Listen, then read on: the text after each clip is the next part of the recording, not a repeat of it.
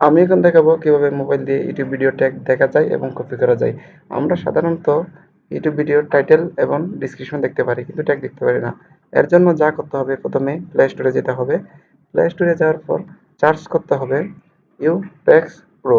ইউটেক্স pro search করলে অনেকগুলো apps চলে আসবে। এর মধ্যে প্রথমেই দেখতে পাচ্ছেন Utex pro find tags from YouTube. এটি ক্লিক করি এবং ইনস্টলে ক্লিক করি। ইনস্টলে ক্লিক করার পর ডাউনলোড হয়ে ইনস্টল হতে সময় নেবে। ইনস্টল হয়ে গেলে প্লে স্টোরটি ক্লোজ করে দিই বা প্লে স্টোর থেকে বাইর হয়ে যাই এবং এরপরে যাই ইউটিউবে।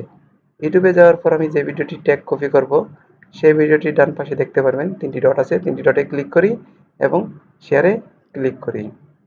শেয়ারে ক্লিক করার পর আমার মোবাইলের যতগুলো সফটওয়্যার আছে সবগুলো শো করবে। এর থেকে খুঁজে নিতে হবে ইউটেক্স প্রো সফটওয়্যারটি। এখন ইউটেক্স প্রোটি সিলেক্ট করি। সিলেক্ট করার পর ভিডিওটির সকল ট্যাগ শো করবে। এখান থেকে সিলেক্ট অল করে নিই। সিলেক্ট অল করার পর একটু নিচে নামিয়ে কপি সিলেক্টেড করে নিই।